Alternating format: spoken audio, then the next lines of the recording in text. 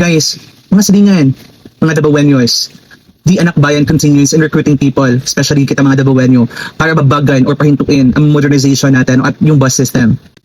Even sila, they don't even know ano yung pinaglalaban nila. If you can see the picture, nagko-conflict sila, o diba? Sa isa, modernization for all, yung isa naman, babagan ng modernization. It only means na walang pinaglalaban ng mga to.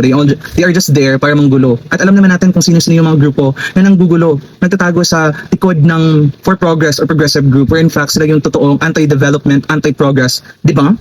So, alam niyo naman na gusto na lang mamundok tayo, just I really don't like. Baka, di ba? Naghihil pa naman tong mga scores ko dahil dito sa retinol, bago kong ginagamit. Itong Olay retinol. So, nasa yellow basket lang.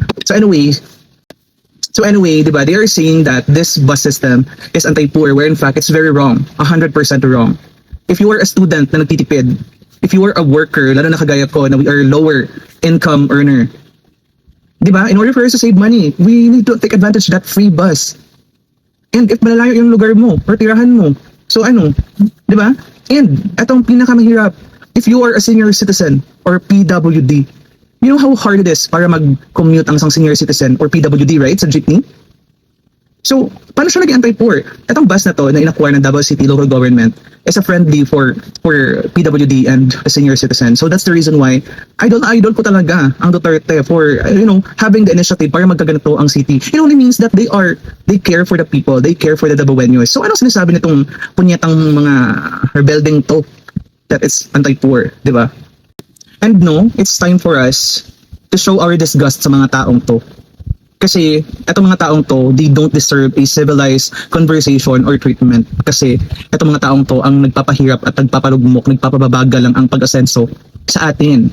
Even worse, baka tayo pa'y bumagsak dahil sa mga taong to. So if you will see someone na ganyan, nag-rally ng mga ganyang grupo, I will do this. Joke. Charot lang. So ano lang, ibu nyo na lang, or the middle finger. So again, hindi na deserve ng mga to ng civilized treatment. Hindi nga naglalaba yung mga suot nila. Parang 1 year walang laba. Nikaging na ba? O dumikit na yung dumi sa mga damit nila. So they don't deserve a civilized or respect at all. Yun lang, that's just my opinion. Okay, bye.